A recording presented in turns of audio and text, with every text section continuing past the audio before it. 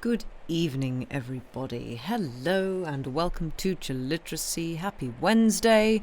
All of the lightning strikes are going off on the overlay because everybody has resubscribed. Thank you all very much.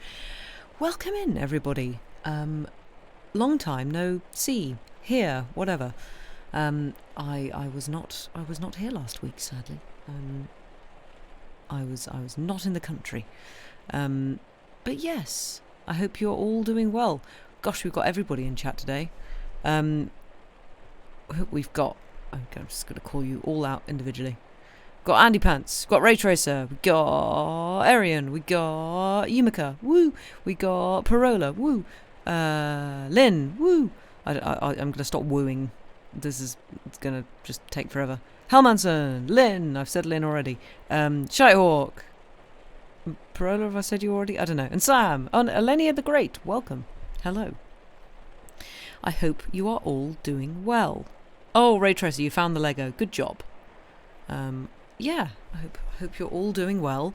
I made the mistake, didn't I? I made the mistake of giving everybody a vote. I decided to give everybody, the chance to choose the book that I start tonight.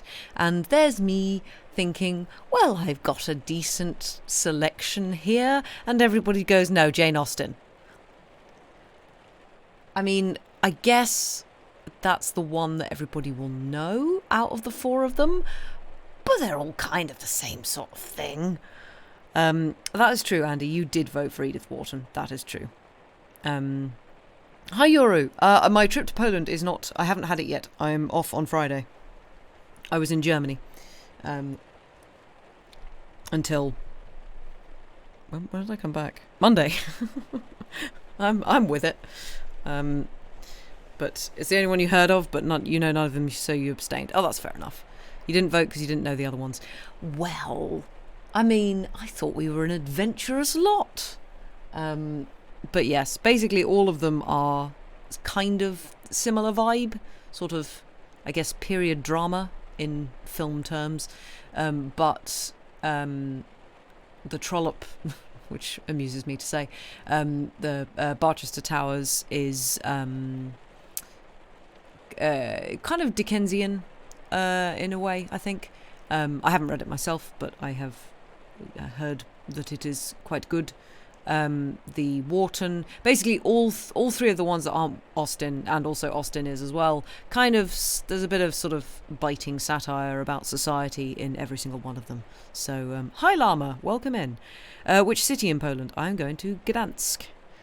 I have also realised that, amusingly, the programme that I'm playing, I will be mentioning a Polish composer.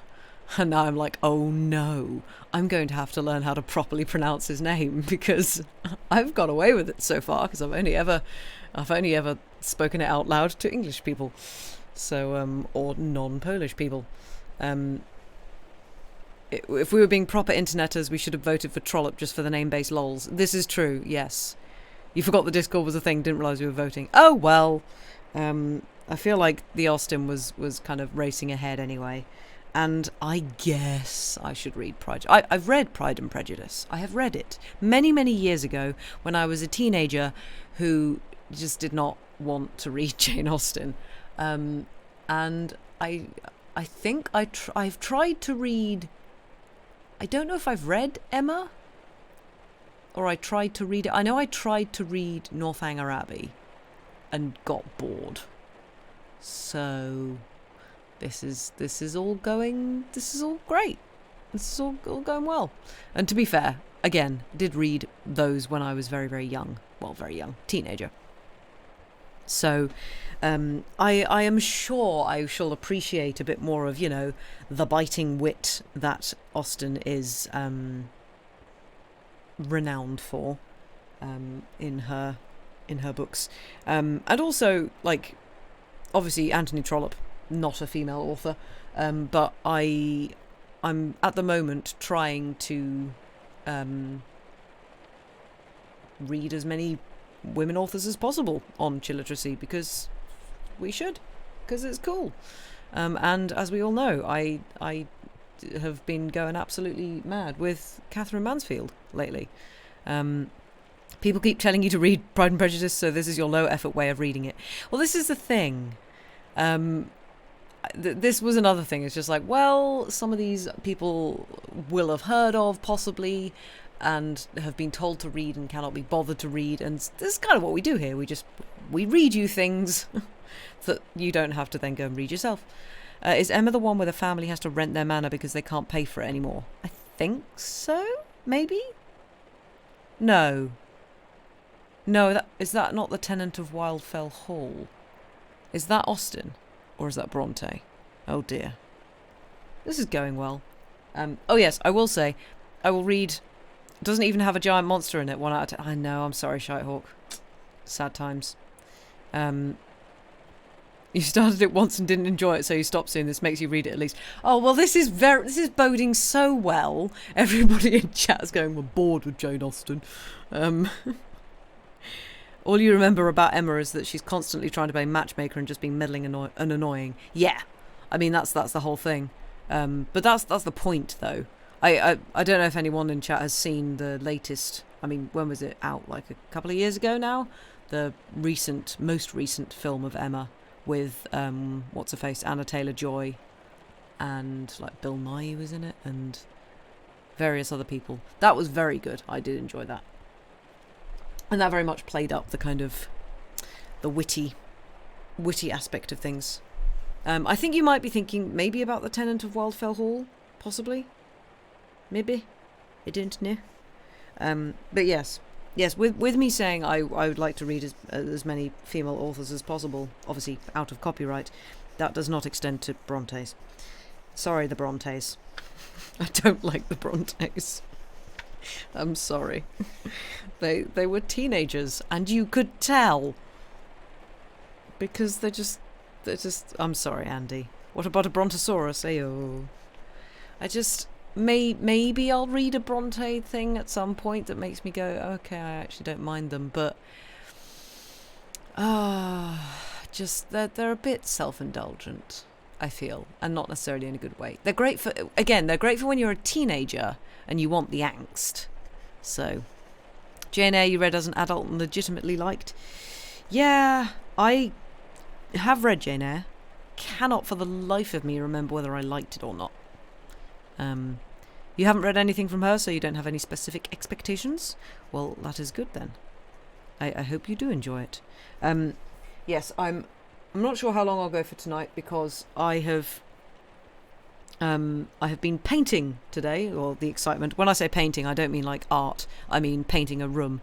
And I've been like leaning back and trying to do the ceiling, and I have done like I don't know what I've done, but my jaw hurts basically. So speaking isn't the most comfortable thing, but we shall see. Wuthering Heights you read as a teenager and very much liked, but that was at the height of my... Oh yeah. I mean, you will have all heard my rants about Wuthering Heights at this point. I cannot stand it. I absolutely hate that book. Everybody is making stupid decisions. Everybody is so incredibly melodramatic. And it's just drama for drama's sake. Rothko painting. Yes, exactly. Everything is one colour.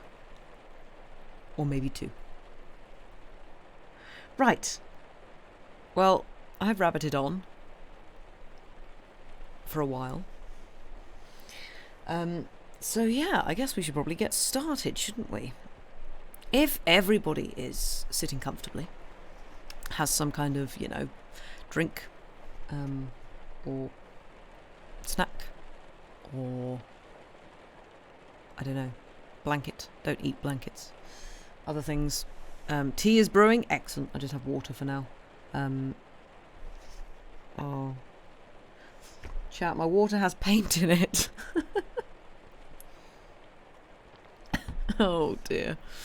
You're home this afternoon, so you have a beer. Excellent. Marvellous. Good thing. Sorry, I am... Water to drink, yarn to play with. Excellent, yes. Good. I'm very tired, by the way. This is probably why I'm not really making any sense, because, yeah. Yeah, tired. You're here for as long as you have tea? Good. First thing you bought when you moved up to Scotland was a 240 pack of Yorkshire tea. Good call.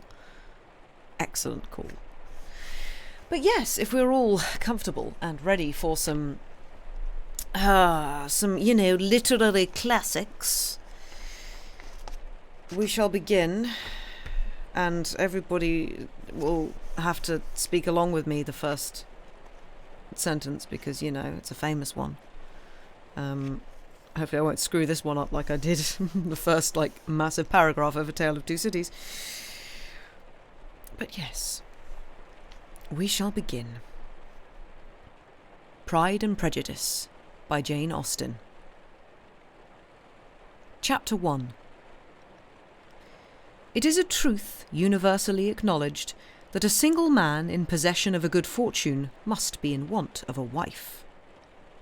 However little known the feelings or views of such a man may be on his first entering a neighbourhood, this truth is so well fixed in the minds of the surrounding families that he is considered as the rightful property of someone or other of their daughters. "My dear Mr. Bennet," said his lady to him one day, "have you heard that Netherfield Park is let at last?" Mr. Bennet replied that he had not. "But it is," returned she, "for Mrs. Long has just been here, and she told me all about it." Mr. Bennet made no answer. "Do you not want to know who has taken it?" cried his wife impatiently.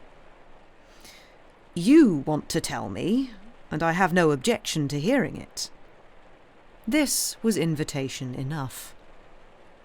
"Why, my dear, you must know. Mrs. Long says that Netherfield is taken by a young man of large fortune from the north of England, that he came down on Monday in a chaise and four to see the place, and was so much delighted with it that he agreed with Mr. Morris immediately that he is to take possession before Michaelmas, and some of his servants are to be in the house by the end of next week." "What is his name?" "Bingley." "Is he married or single?" "Oh, single, my dear, to be sure. A single man of large fortune, 4,000 or 5,000 a year. What a fine thing for our girls!" "How so? How can it affect them?" "My dear Mr. Bennet," replied his wife, "how can you be so tiresome? You must know that I am thinking of his marrying one of them."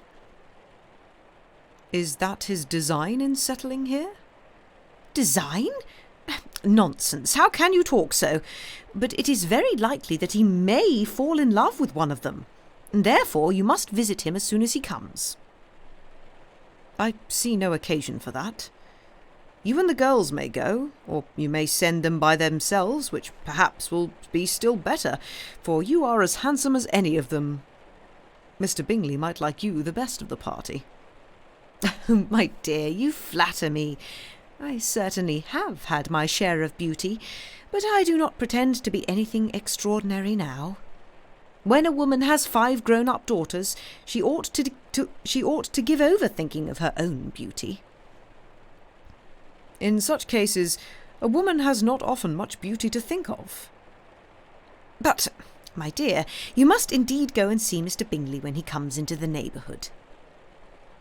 "It is more than I engage for, I assure you." "But consider your daughters. Only think what an establishment it would be for one of them. Sir William and Lady Lucas are determined to go, merely on that account, for in general you know they visit no newcomers. Indeed, you must go, for it will be impossible for us to visit him if you do not." "You are over-scrupulous, surely. I dare say Mr. Bingley will be very glad to see you, and I will send a few lines by you to assure him of my hearty consent to his marrying whichever he chooses of the girls, though I must throw in a good word for my little Lizzie." "I desire you will do no such thing. Lizzie is not a bit better than the others, and I am sure she is not half so handsome as Jane, nor half so good-humoured as Lydia, but you are always giving her the preference." "They have none of them much to recommend them," replied he. "They are all silly and ignorant like other girls, But Lizzie has something more of quickness than her sisters. Mr. Bennet, how can you abuse your own children in such a way? You take delight in vexing me. You have no compassion on my poor nerves. You mistake me, my dear. I have a high respect for your nerves. They are my old friends. I have heard you mention them with consideration these 20 years, at least. Ah, you do not know what I suffer. But I hope you will get over it, and live to see many young men of 4,000 a year come into the neighbourhood. It will be no use to us if 20 such should come, since you will not visit them. Depend on it, my dear, that when there are 20, I will visit them all. Mr. Bennet was so odd a mixture of quick parts, sarcastic humour, reserve and caprice, that the experience of 23 years had been insufficient to make his wife understand his character. Her mind was less difficult to develop. She was a woman of mean understanding, little information, and uncertain temper. When she was discontented, she fancied herself nervous. The business of her life was to get her daughters married. Its solace was visiting and news.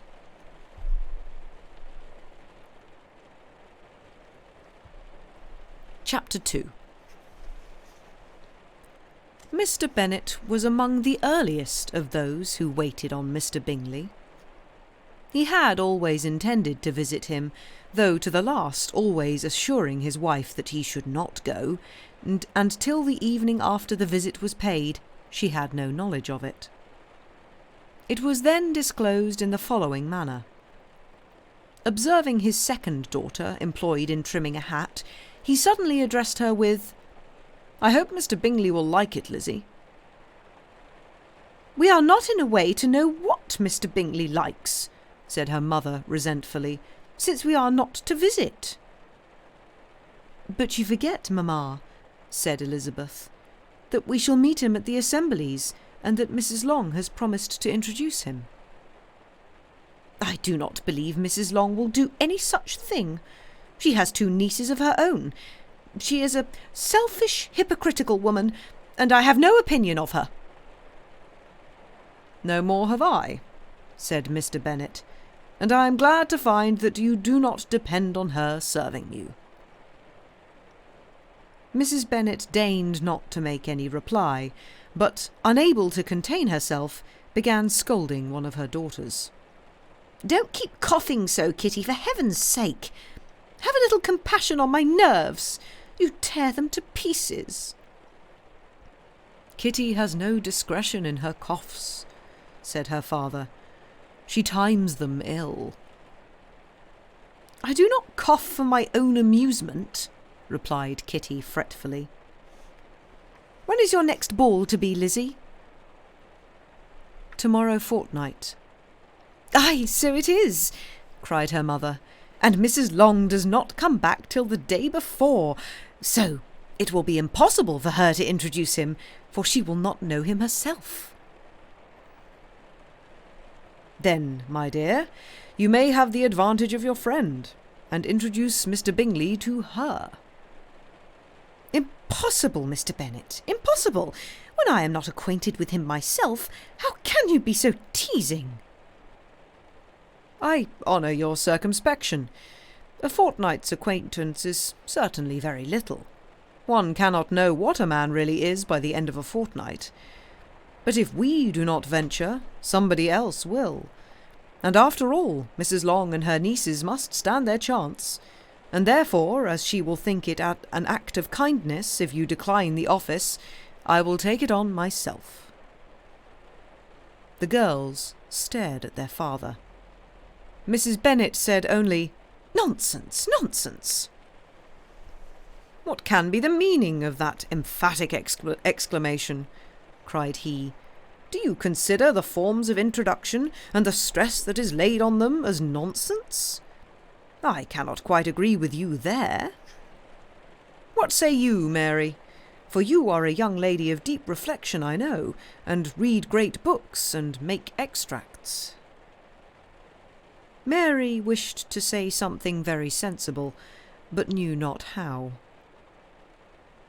While Mary is adjusting her ideas, he continued, let us return to Mr. Bingley. I am sick of Mr. Bingley, cried his wife. I am sorry to hear that, but why did you not tell me so before? If I had known as much this morning, I certainly would not have called on him. It is very unlucky, but as I have actually paid the visit, we cannot escape the acquaintance now. The astonishment of the ladies was just what he wished, that of Mrs. Bennet perhaps surpassing the rest, though when the first tumult of joy was over, she began to declare that it was what she had expected all the while. How good it was in you, my dear Mr. Bennet! But I knew I should persuade you at last. I was sure you loved your girls too well to neglect such an acquaintance. Well, how pleased I am! And it is such a good joke, too, that you should have gone this morning and never said a word about it till now. Now, Kitty, you may cough as much as you choose, said Mr. Bennet. And as he spoke, he left the room, fatigued with the raptures of his wife. What an excellent father you have, girls, said she when the door was shut. I do not know how you will ever make him amends for his kindness, or me either, for that matter. At our time of life it is not so pleasant, I can tell you, to be making new acquaintance every day, but for your sakes we would do anything. Lydia, my love, though you are the youngest, I dare say Mr. Bingley will dance with you at the next ball. Oh, said Lydia stoutly, I am not afraid, for though I am the youngest, I'm the tallest. The rest of the evening was spent in conjecturing how soon he would return Mr. Bennet's visit, and determining when they should ask him to dinner. Chapter 3. Not all that Mrs. Bennet, however, with the assistance of her 5 daughters, could ask on the subject was sufficient to draw from her husband any satisfactory description of Mr. Bingley. They attacked him in various ways, with barefaced questions, ingenious suppositions, and distant surmises, but he eluded the skill of them all, and they were at last obliged to accept the second-hand intelligence of their neighbour, Lady Lucas. Her report was highly favourable. Sir William had been delighted with him. He was quite young, wonderfully handsome, extremely agreeable, and to crown the whole, he meant to be at the next assembly with a large party. Nothing could be more delightful. To be fond of dancing was a certain step towards falling in love, and very lively hopes of Mr. Bingley's heart were entertained. If I can see but one of my daughters happily settled at Netherfield, said Mrs. Bennet to her husband, and all the others equally well married, I shall have nothing to wish for.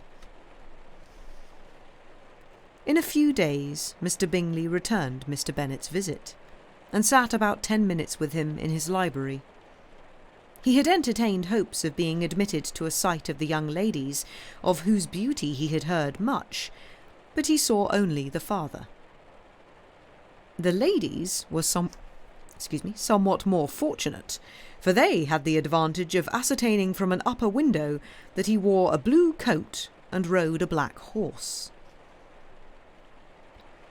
An invitation to dinner was soon afterwards dispatched, and already had Mrs. Bennet planned the courses that were to do credit to her housekeeping, when an answer arrived which deferred it all.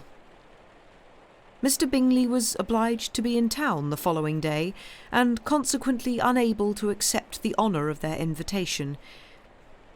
Mrs. Bennet was quite disconcerted. She could not imagine what business he could have in town so soon after his arrival in Hertfordshire, and she began to fear that he might always be flying about from one place to another, and never settled at Netherfield as he ought to be. Lady Lucas quieted her fears a little by starting the idea of his being gone to London only to get a large party for the ball, and a report soon followed that Mr. Bingley was to bring 12 ladies and 7 gentlemen with him to the assembly. The girls grieved over such a number of ladies, but they were comforted the day before the ball by hearing that instead of 12, he had brought only 6 with him from London, his 5 sisters and a cousin. And when the party entered the assembly room, it consisted of only 5 altogether. Mr. Bingley, his 2 sisters, the husband of the eldest, and another young man. Mr. Bingley was good-looking and gentlemanlike. He had a pleasant countenance and easy, unaffected manners. His sisters were fine women, with an air of decided fashion. His brother-in-law, Mr. Hurst, merely looked the gentleman, but his friend Mr. Darcy soon drew the attention of the room by his fine, tall person, handsome features, noble mien, and the report which was in general circulation within 5 minutes after his entrance of his having 10,000 a year. The gentleman pronounced him to be a fine figure of a man. The ladies declared he was much handsomer than Mr. Bingley, and he was looked at with great admiration for about half the evening, till his manners gave a disgust which turned the tide of his popularity, for he was discovered to be proud, to be above his company, and above being pleased, and not all his large estate in Derbyshire could then save him from having a most forbidding, disagreeable countenance, and being unworthy to be compared with his friend. Mr. Bingley had soon made himself acquainted with all the principal people in the room. He was lively and unreserved, danced every dance, was angry that the ball closed so early, and talked of giving one himself at Netherfield. Such amiable qualities must speak for themselves. What a contrast between him and his friend! Mr. Darcy danced only once with Mrs. Hurst and once with Miss Bingley, declined being introduced to any other lady, and spent the rest of the evening in walking about the room, speaking occasionally to one of his own party. His character was decided. He was the proudest, most disagreeable man in the world, and everybody hoped that he would never come there again. Amongst the most violent against him was Mrs. Bennet, whose dislike of his general behaviour was sharpened into particular resentment by his having slighted one of her daughters.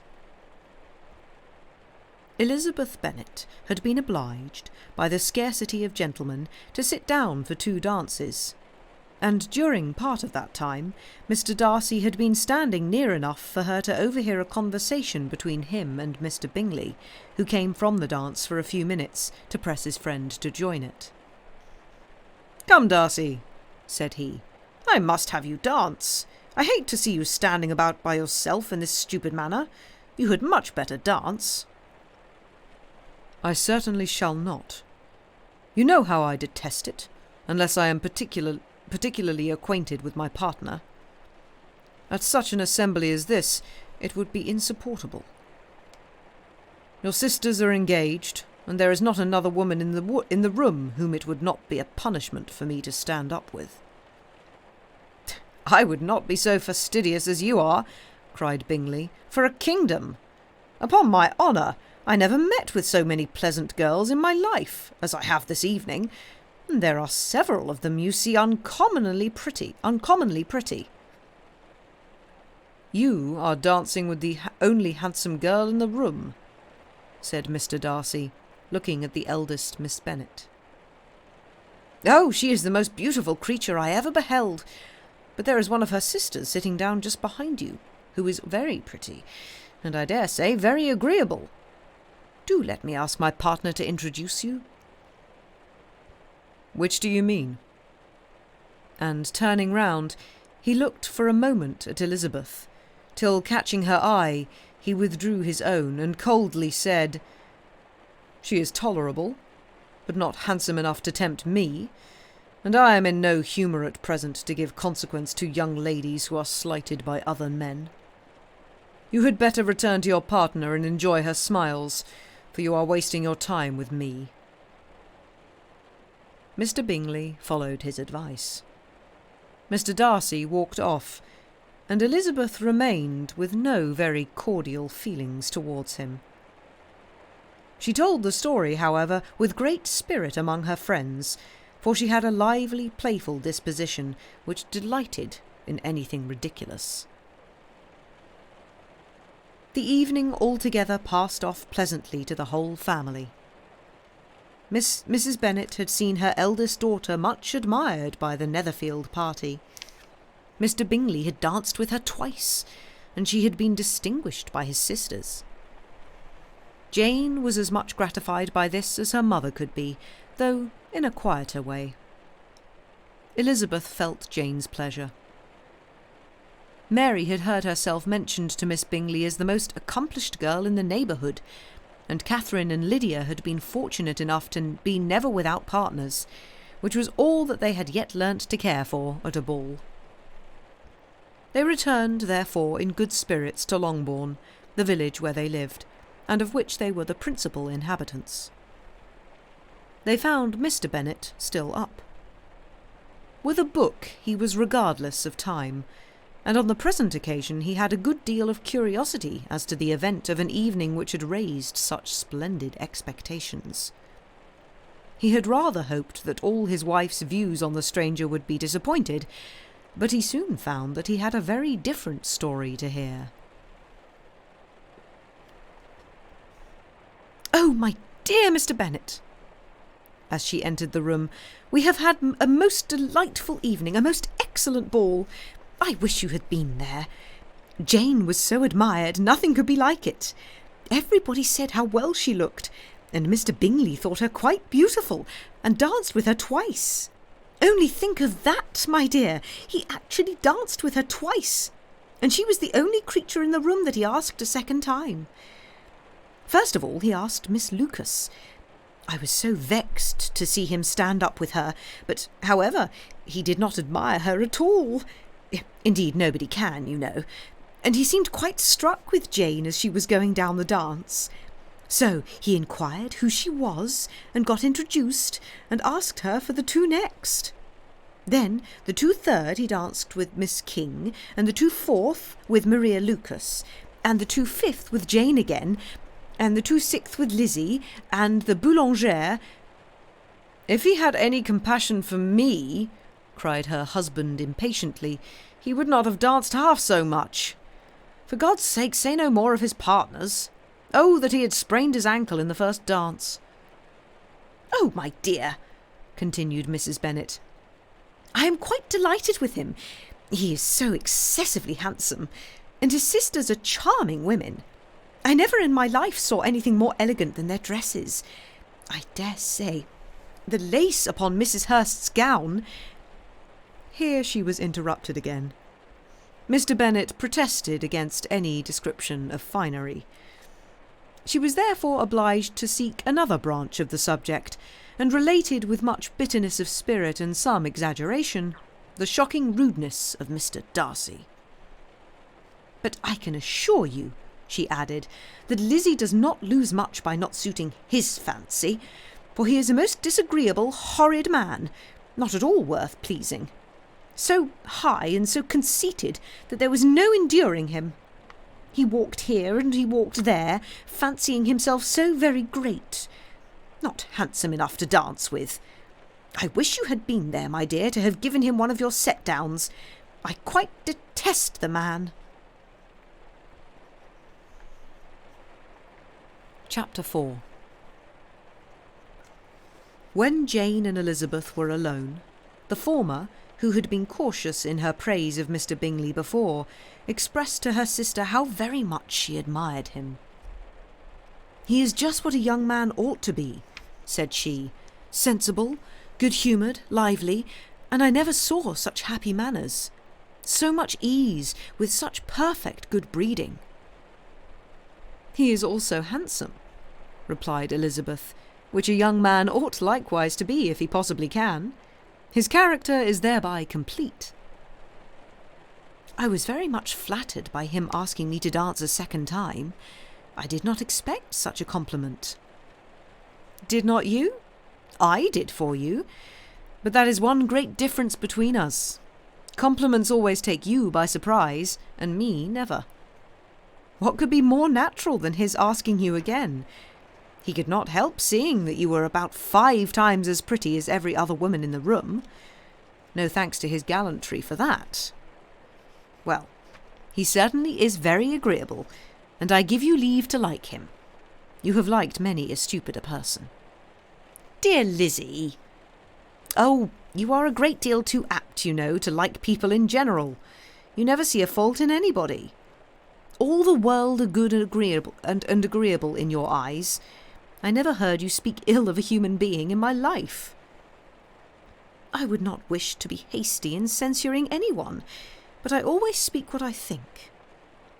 I know you do, and it is that which makes the wonder.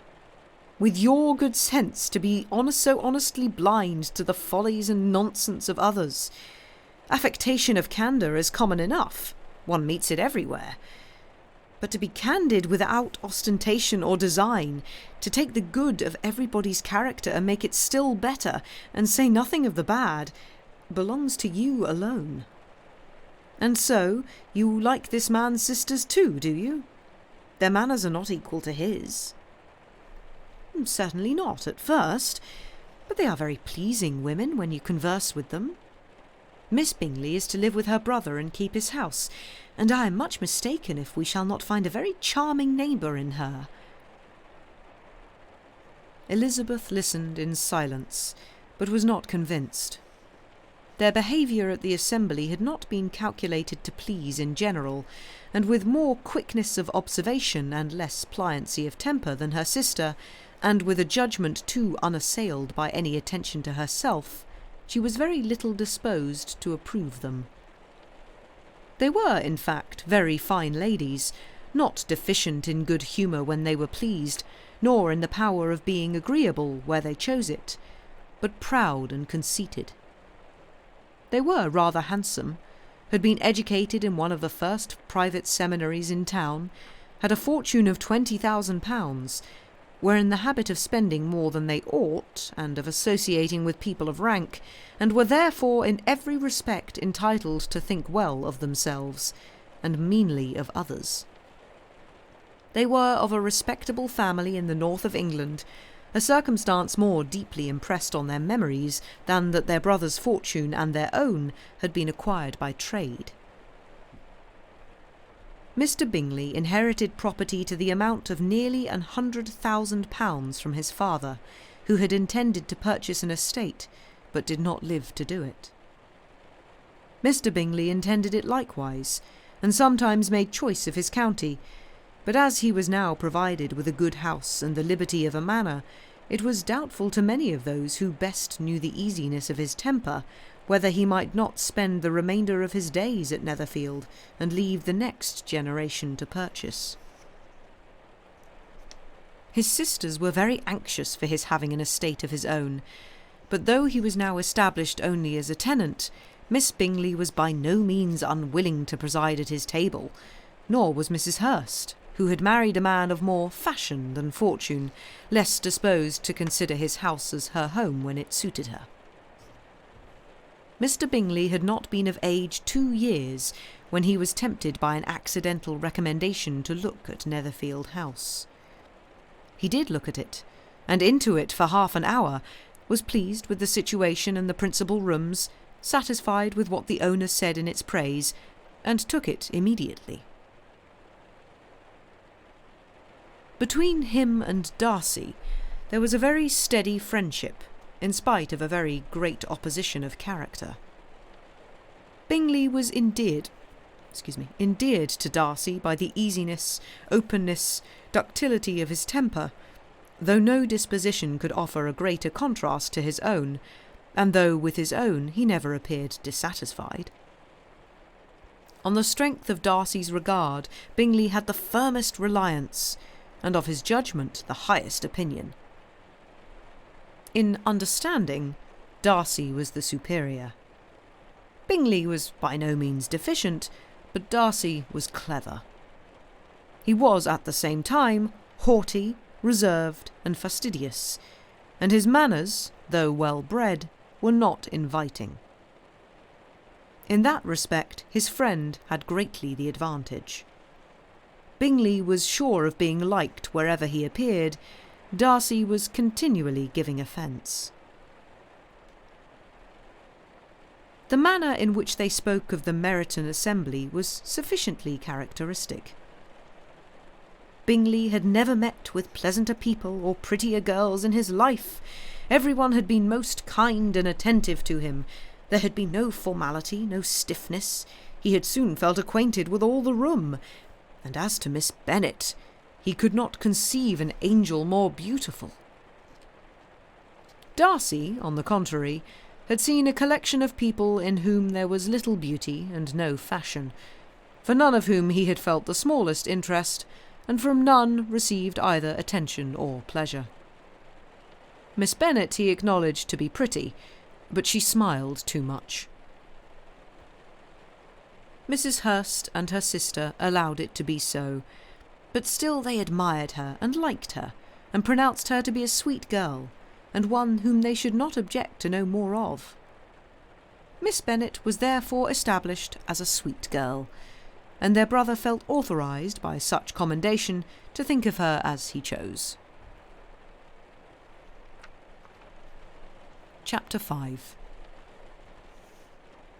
Within a short walk of Longbourn lived a family with whom the Bennets were particularly intimate. Sir William Lucas had been formerly in trade in Meryton, where he had made a tolerable fortune and risen to the honour of knighthood by an address to the king during his mayoralty. The distinction had perhaps been felt too strongly. It had given him a disgust to his business and to his residence in a small market town, and quitting them both, he had removed with his family to a house about a mile from Meryton, denominated from that period Lucas Lodge, where he could think with pleasure of his own importance, and, unshackled by business, occupy himself solely in being civil to all the world. For, though elated by his rank, it did not render him supercilious. On the contrary, he was all attention to everybody. By nature inoffensive, friendly, and obliging, his presentation at St. James's had made him courteous. Lady Lucas was a very good kind of woman, not too clever to be a valuable neighbour to Mrs. Bennet.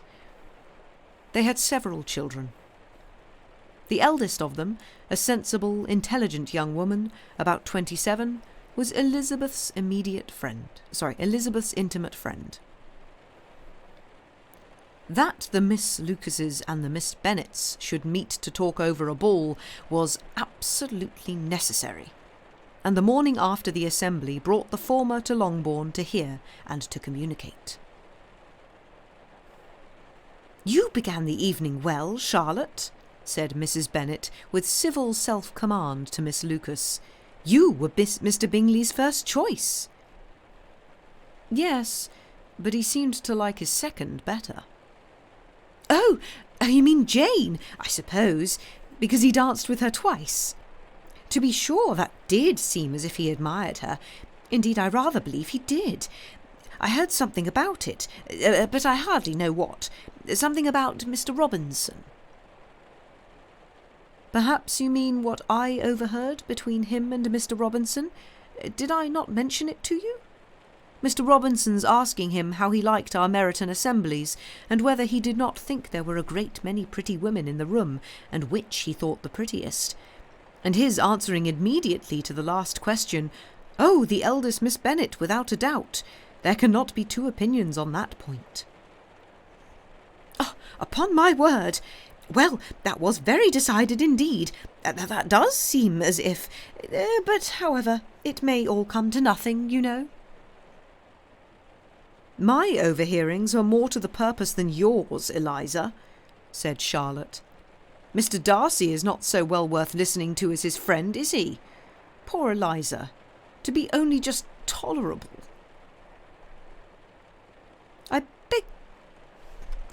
I beg you would not put it into Lizzie's head to be vexed by his ill treatment, for he is such a disagreeable man, though it would be quite a misfortune to be liked by him. Mrs. Long told me last night that he sat close to her for half an hour without once opening his lips." "Are you quite sure, ma'am? Is there not a little mistake?" said Jane. "I certainly saw Mr. Darcy speaking to her." "Aye, because she asked him at last how he liked Netherfield, and he could not help answering her. But she said he seemed very angry at being spoke to." Miss Bingley told me," said Jane, "that he never speaks much unless among his intimate acquaintance. With them he is remarkably agreeable." "I do not believe a word of it, my dear. If he had been so very agreeable, he would have talked to Mrs. Long. But I can guess how it was. Everybody says that he is ate up with pride, and I dare say he had heard somehow that Mrs. Long does not keep a carriage, and had come to the ball in a hack chaise." "I do not mind his not talking to Mrs. Long," said Miss Lucas, "but I wish he had danced with Eliza." "Another time, Lizzie," said her mother. "I would not dance with him if I were you." "I believe, ma'am, I may safely promise you never to dance with him." "His pride," said Miss Lucas, "does not offend me so much as pride often does, because there is an excuse for it. One cannot wonder that so very fine a young man, with family, fortune, everything in his favour, should think highly of himself. If I may so express it, he has a right to be proud." "That is very true," replied Elizabeth, "and I could easily forgive his pride if he had not mortified mine." "Pride," observed Mary, who piqued herself upon the solidity of her reflections, "is a very common failing, I believe. By all that I have ever read, I am convinced that it is very common indeed, that human nature is particularly prone to it, and that there are very few of us who do not cherish a feeling of self-complacency on the score of some quality or other, real or imaginary. Vanity and pride are different things, though the words are often used synonymously. A person may be proud without being vain.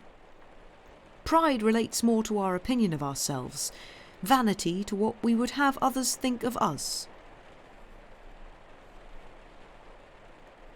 "If I were as rich as Mr. Darcy," cried a young Lucas who came with his sisters, "I should not care how proud I was. I would keep a pack of foxhounds and drink a bottle of wine every day." "Then you would drink a great deal more than you ought," said Mrs. Bennet, "and if I were to see you at it, I should take away your bottle directly." The boy protested that she should not. She continued to declare that she would, and the argument ended only with the visit.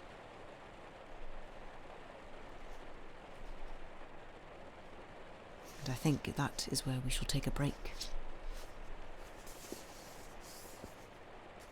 I hope we are all enjoying it so far. But yes, go have a break.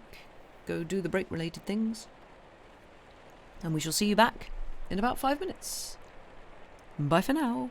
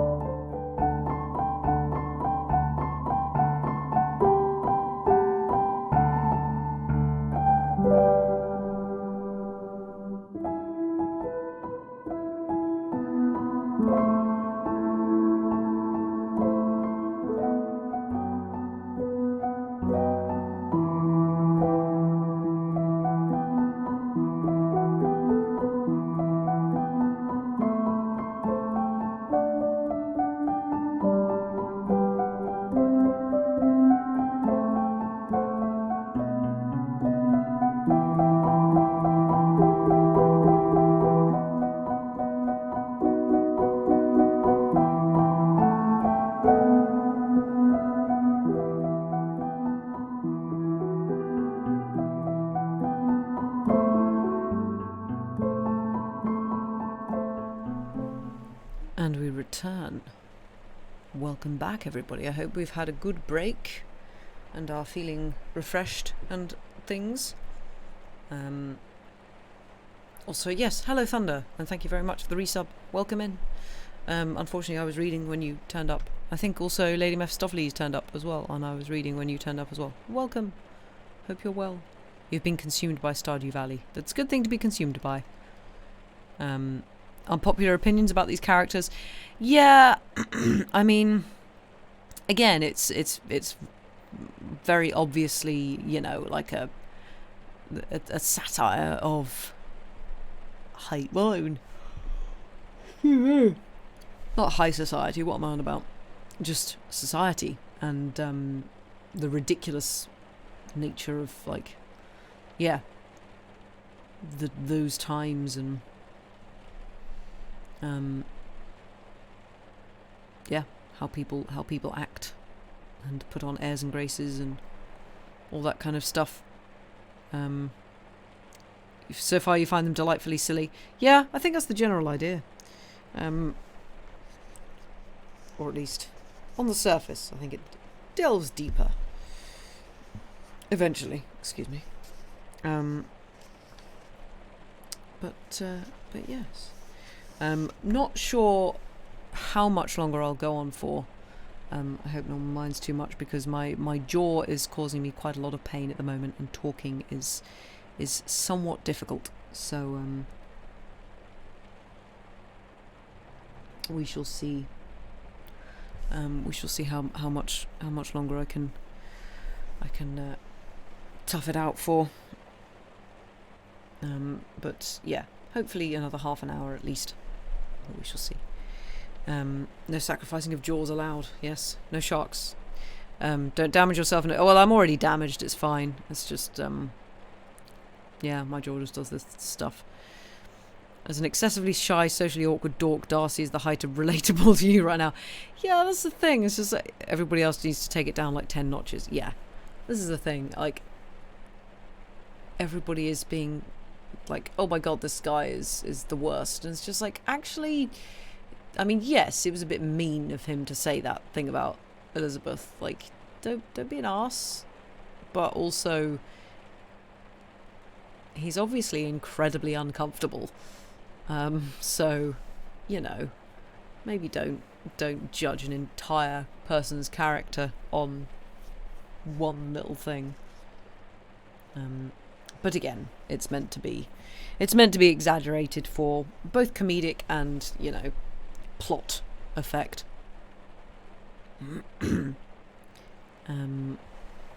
So yes. But yes, if everybody's had a good break, I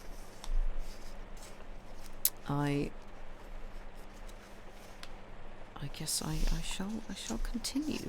Also, fun fact: Jane Austen lived near me,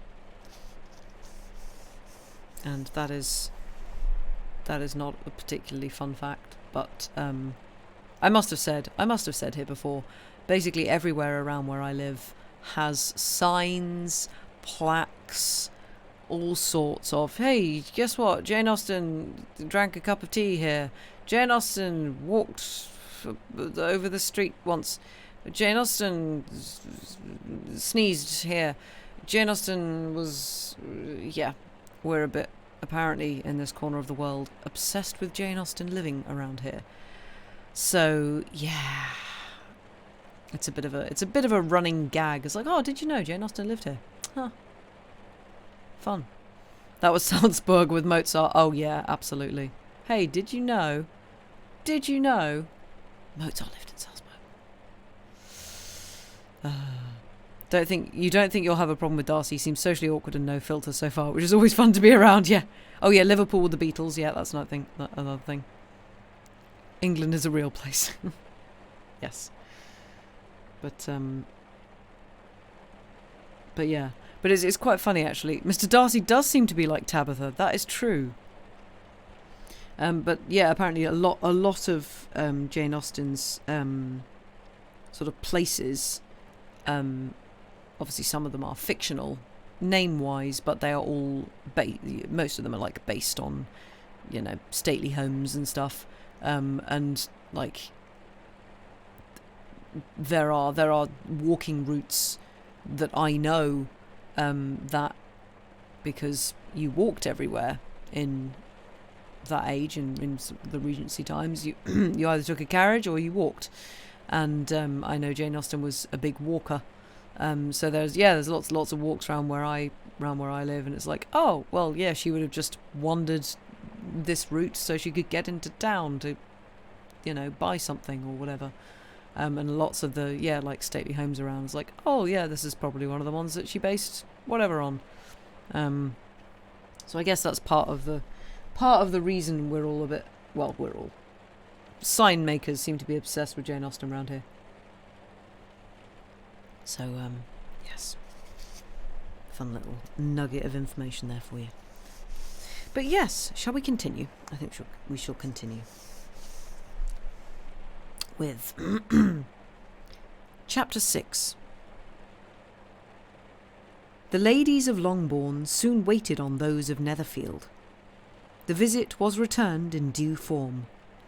Miss Bennet's pleasing manners grew on the goodwill of Mrs. Hurst and Miss Bingley, and though the mother was found to be intolerable and the younger sisters not worth speaking to, a wish of being better acquainted with them was expressed towards the two eldest.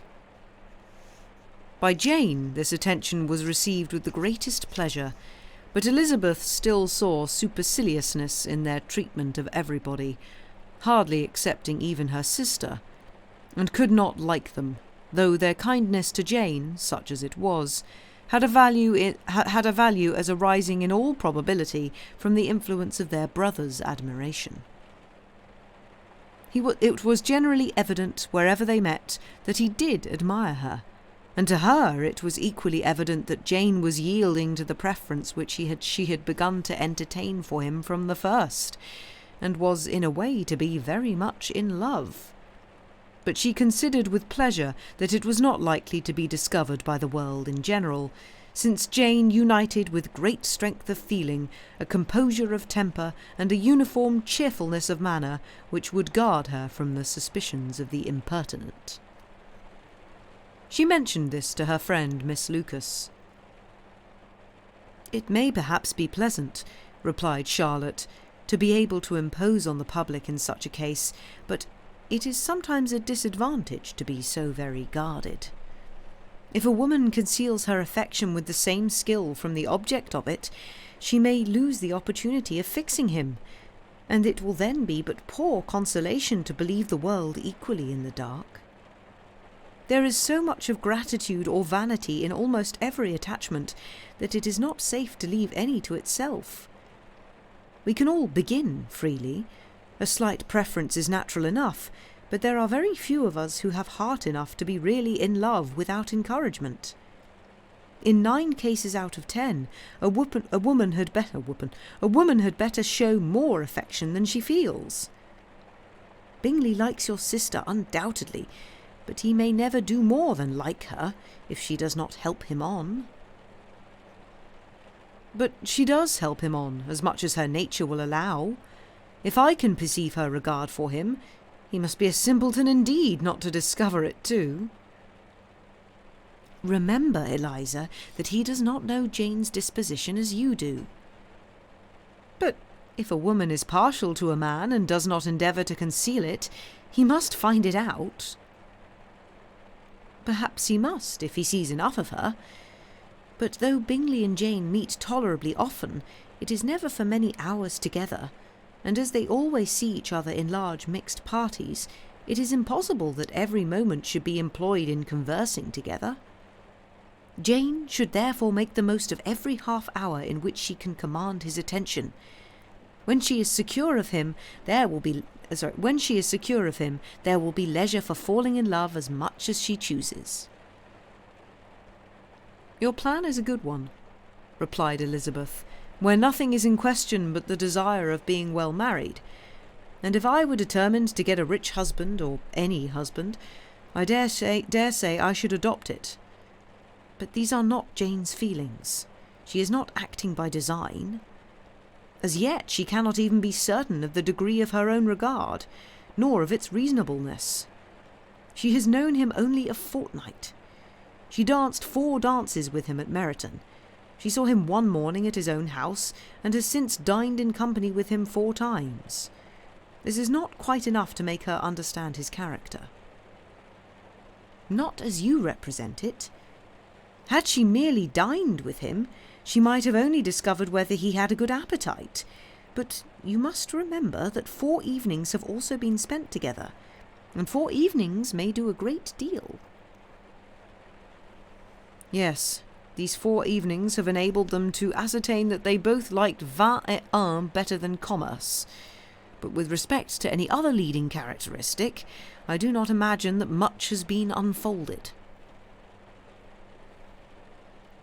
Well, said Charlotte, I wish Jane success with all my heart, and if she were married to him tomorrow, I should think she has had as good a chance of happiness as if she were to be studying his character for a 12-month. Happiness in marriage is entirely a matter of chance. If the dispositions of the parties are ever so well known to each other, or ever so similar beforehand, it does not advance their felicity in the least. They always continue to grow sufficiently unlike afterwards to have their share of vexation, and it is better to know as little as possible of the defects of the person with whom you are to pass your life. You make me laugh, Charlotte, but it is not sound. You know it is not sound, and that you would never act in this way yourself. Occupied in observing Mr. Bingley's attentions to her sister, Elizabeth was far from suspecting that she was herself becoming an object of some interest in the eyes of his friend. Mr. Darcy had at first scarcely allowed her to be pretty. He had looked at her without admiration at the ball, and when they next met he looked at her only to criticise. But no sooner had he made it clear to himself and his friends that she had hardly a good feature in her face, than he began to find it was rendered uncommonly intelligent by the beautiful expression of her dark eyes. To this discovery succeeded some others equally mortifying. Though he had detected with a critical eye more than one failure of perfect symmetry in her form, he was forced to acknowledge her figure to be light and pleasing, and in spite of his asserting that her manners were not those of the fashionable world, he was caught by their easy playfulness. Of this she was perfectly unaware. To her he was only the man who made himself agreeable nowhere, and who had not thought her handsome enough to dance with. He began to wish to know more of her, and as a step towards conversing with her himself, attended to her conversation with others. His doing so drew her notice. It was at Sir William Lucas's, where a large party were assembled. "What does Mr. Darcy mean," said she to Charlotte, "by listening to my conversation with Colonel Forster?" "That is a question which only Mr. Darcy can answer." "But if he does it any more, I shall certainly let him know that I see what he is about. He has a very satirical eye, and if I do not begin by being impertinent myself, I shall soon grow afraid of him." On his approaching them soon afterwards, though without seeming to have any intention of speaking, Miss Lucas defied her friend to mention such a subject to him, which immediately provoking Elizabeth to do it, she turned to him and said, "Excuse me. Did you not think, Mr. Darcy, that I expressed myself uncommonly well just now when I was teasing Colonel Forster to give us a ball at Meryton?" "With great energy, but it is a subject which always makes a lady energetic." "You are severe on us." "It will be her turn soon to be teased," said Miss Lucas. "I am going to open the instrument, Eliza, and you know what follows." "You are a very strange creature by way of a friend, always wanting me to play and sing before anybody and everybody. If my vanity had taken a musical turn, you would have been invaluable, but as it is, I would really rather not sit down before those who must be in the habit of hearing the very best performers." On Miss Lucas's persevering, however, she added, "Very well, if it must be so, it must." And gravely glancing at Mr. Darcy, "There is a fine old saying, which everybody here is of course familiar with, 'Keep your breath to cool your porridge,' and I shall keep mine to swell my song."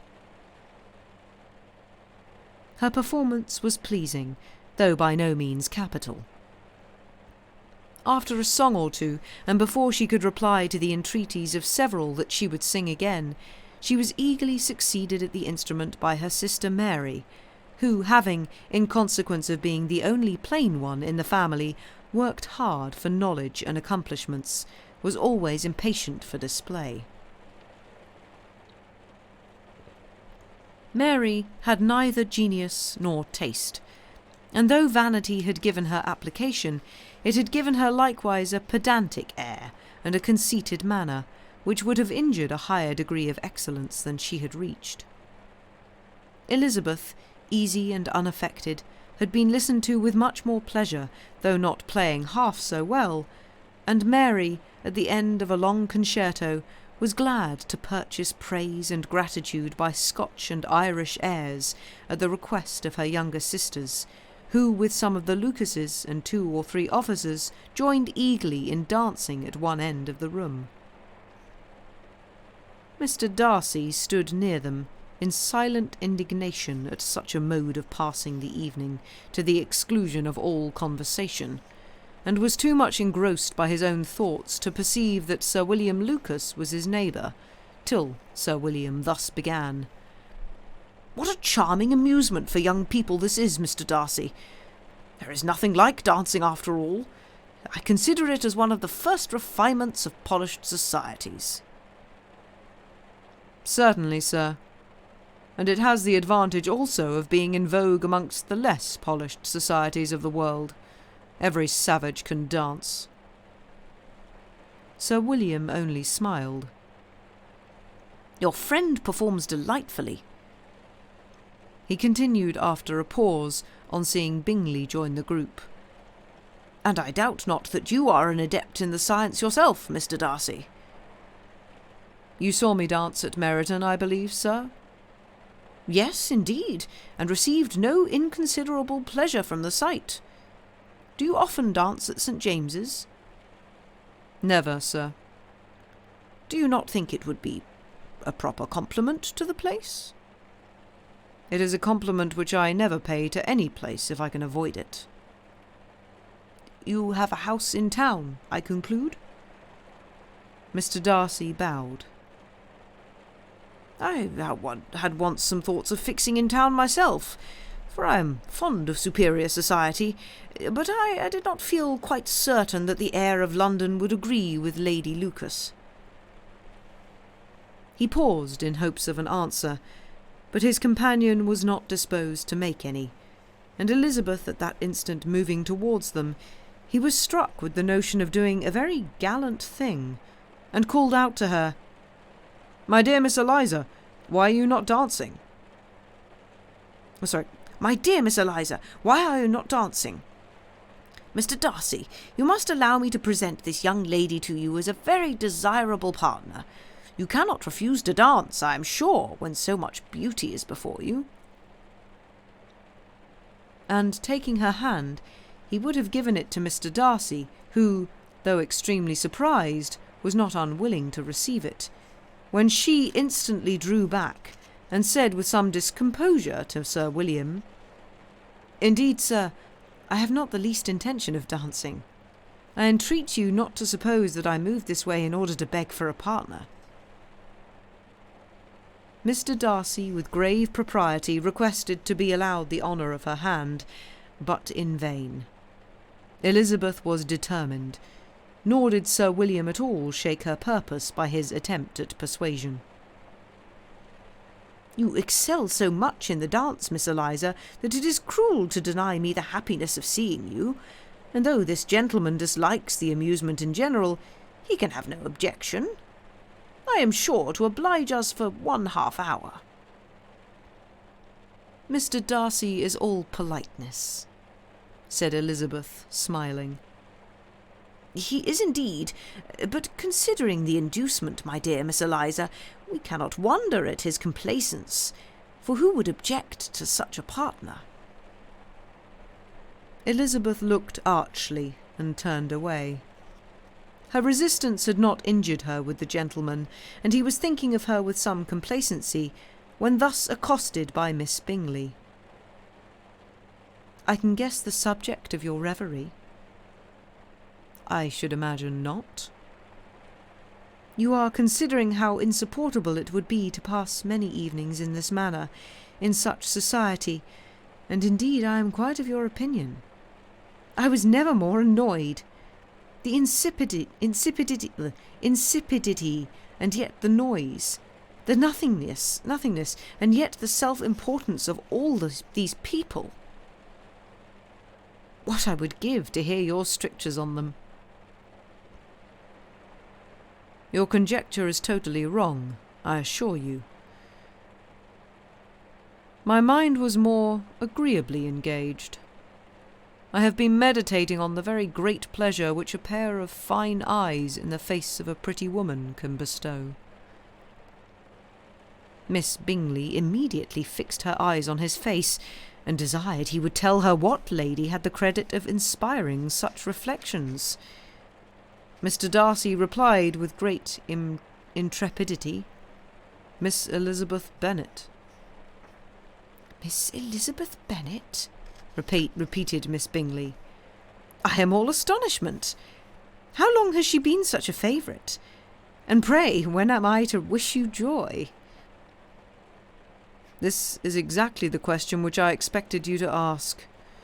A lady's imagination is very rapid. It jumps from admiration to love, from love to matrimony in a moment. I knew you would be wishing me joy." "Nay, if you are so serious about it, I shall consider the matter as absolutely settled. You will have a charming mother-in-law, indeed, and of course she will be always at Pemberley with you." He listened to her with perfect indifference, while she chose to entertain herself in this manner, and as his composure convinced her that all was safe, her wit flowed long.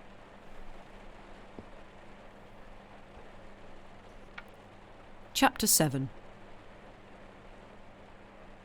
Mr. Bennet's property consisted almost entirely in an estate of 2,000 a year, which, unfortunately for his daughters, was entailed in default of heirs male, on a distant relation, and their mother's fortune, though ample for her situation in life, could but ill supply the deficiency of his. Her father had been an attorney...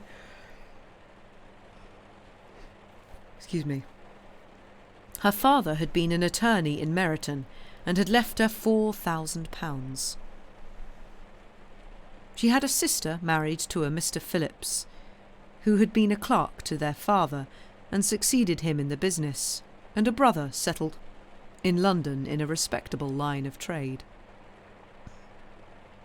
The village of Longbourn was only 1 mile from Meryton, a most convenient distance for the young ladies, who were usually tempted thither 3 or 4 times a week to pay their duty to their aunt and to a milliner's shop just over the way. The 2 youngest of the family, Catherine and Lydia, were particularly frequent in these attentions. Their minds were more vacant than their sisters', and when nothing better offered, a walk to Meryton was necessary to amuse their morning hours and furnish conversation for the evening, and however bare of news the country in general might be, they always contrived to learn some from their aunt. At present, indeed, they were well supplied both with news and happiness by the recent arrival of a militia regiment in the neighbourhood. It was to remain the whole winter, and Meryton was the headquarters. Their visits to Mrs. Phillips were now productive of the most interesting intelligence. Every day added something to their knowledge of the officers' names and connections. Their lodgings were not long a secret, and at length they began to know the officers themselves.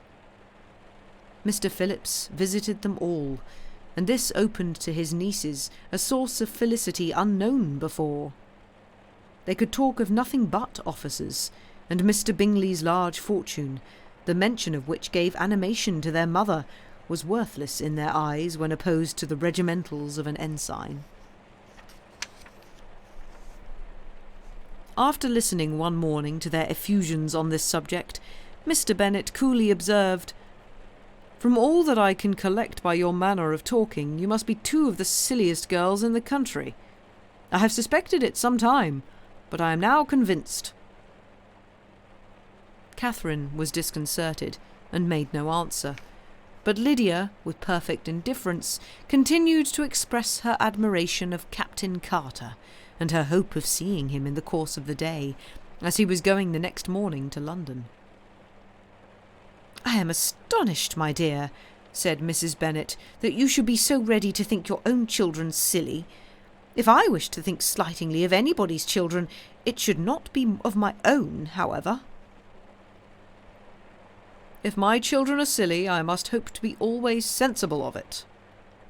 "Yes, but as it happens, they are all of them very clever." "This is the only point, I flatter myself, on which we do not agree. I had hoped that our sentiments coincided in every particular, but I must so far differ from you as to think our two youngest daughters uncommonly foolish."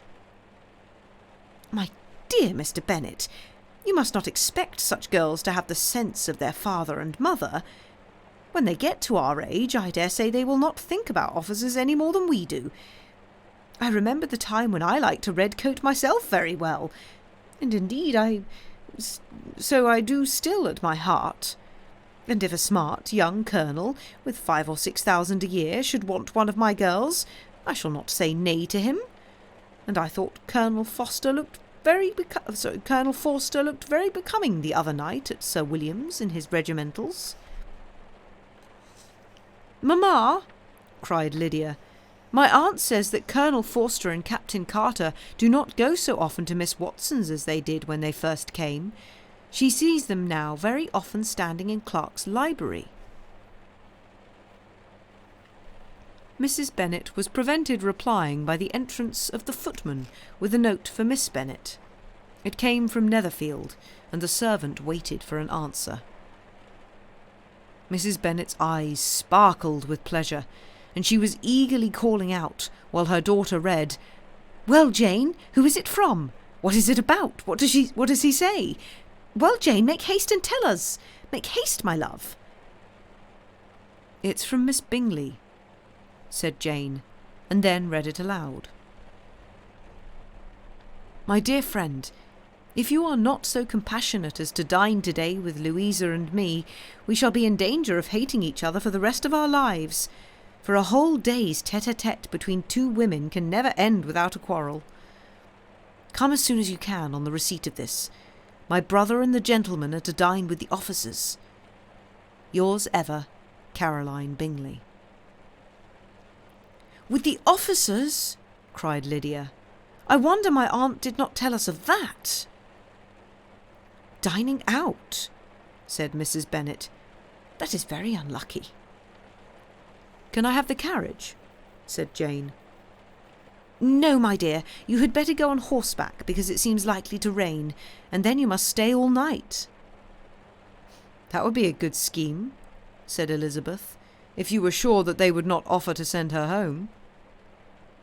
"Oh, but the gentleman will have Mr. Bingley's chaise to go to Meryton, and the Hursts have no horses to theirs." "I had much rather go in the coach." "But, my dear, your father cannot spare the horses, I am sure. They are wanted in the farm, Mr. Bennet, are not they?" "They are wanted in the farm much oftener than I can get them." But if you have got them today, said Elizabeth, my mother's purpose will be answered." She did at last extort from her father an acknowledgment that the horses were engaged.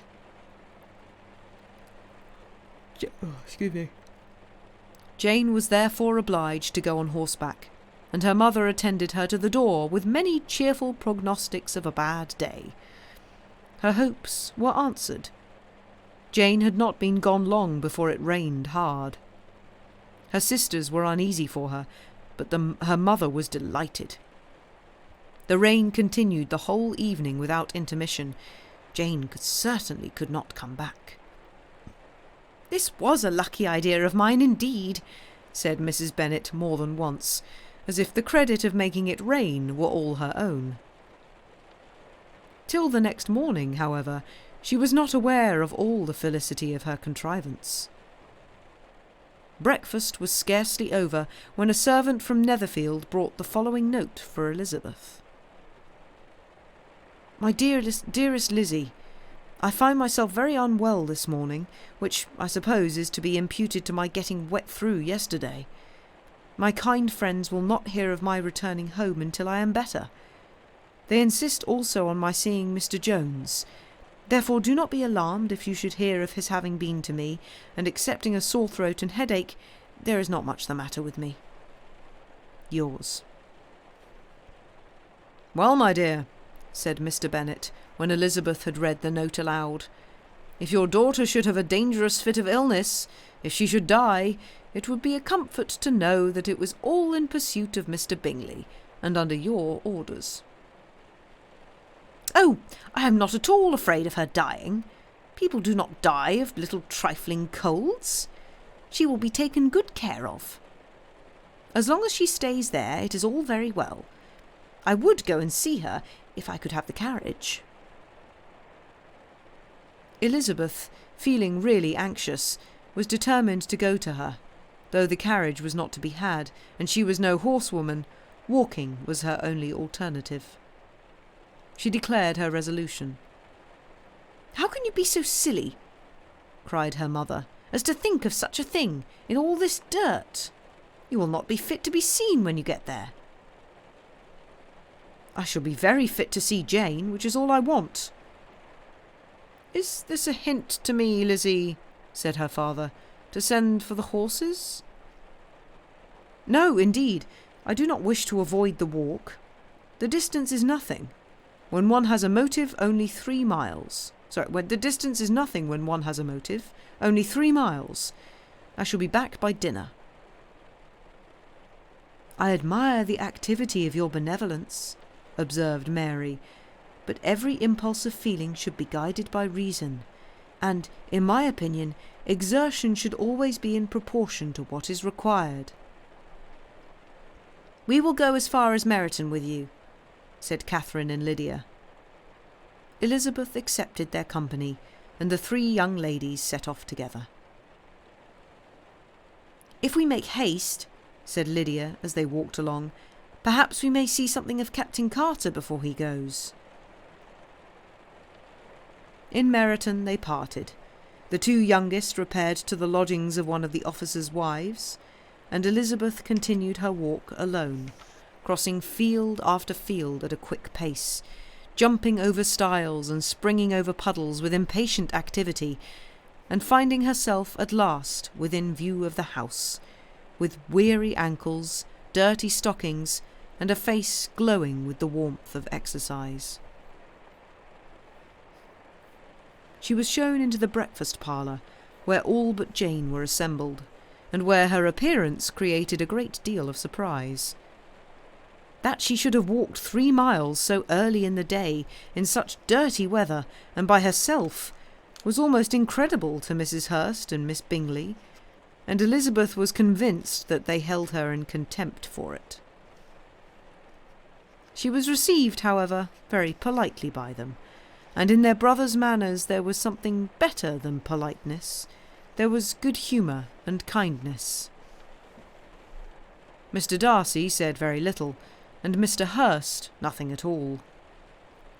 The former was divided between admiration of the brilliancy which exercise had given to her complexion, and doubt as to the occasions justifying her coming so far alone. The latter was only thinking of his breakfast. Her inquiries after her sister were not very favourably answered. Miss Bennet had slept ill, and though up was very feverish and not well enough to leave her room. Elizabeth was glad to be taken to her immediately, and Jane, who had only been withheld by the fear of giving alarm or inconvenience from expressing in her note how much she longed for such a visit, was delighted at her entrance. She was not equal, however, to much conversation, and when Miss Bingley left them together, could attempt little beside expressions of gratitude for the extraordinary kindness she was treated with. Elizabeth silently attended her. When breakfast was over, they were joined by the sisters, and Elizabeth began to like them herself when she saw how much affection and solicitude they showed for Jane. The apothecary came, and having examined his patient, said, as might be supposed, that she had caught a violent cold, and that they must endeavour to get the better of it, advised her to return to bed, and promised her some draughts. The advice was followed readily, for the feverish symptoms increased, and her head ached acutely. Elizabeth did not quit her room for a moment, nor were the other ladies often absent. The gentlemen being out, they had in fact nothing to do elsewhere. When the clock struck 3, Elizabeth felt that she must go, and very unwillingly said so. Miss Bingley offered her the carriage, and she only wanted a little pressing to accept it, when Jane testified such concern in parting with her that Miss Bingley was obliged to convert the offer of the chaise into an invitation to remain at Netherfield for the present. Elizabeth most thankfully consented, and a servant was dispatched to Longbourn to acquaint the family with her stay and bring back a supply of clothes.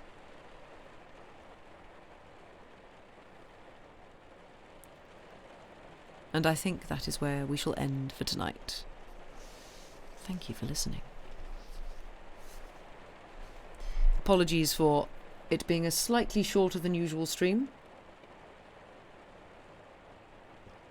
But as I say, my jaw is very unhappy. And I sort of need to rest it. But yes, thank you all very much for being here. I hope you are enjoying a nice little bit of Jane Austen. Thank you all very much for being here. Let me see if there's anyone that we can raid over to. I wonder if Stephen's live yet. Stephen is live, right? I'm going to throw you all over to our good friend Stephen, who is playing Witch Hand, whatever that is. No idea. You're copying your notes for Celestial Navigation, so this has been very productive. Ooh, fancy, nice. Yes. In theory, we shall be back on Saturday with, I assume, some sort of short stories. I don't know what Sam is planning on starting, but something. We shall see. No idea. Excellent. Marvellous. We plan things. But yes, I think that's pretty much everything. Go follow us on the socials if you're not already. Check out Patreon if you are not already. Some sort of reading of words, exactly.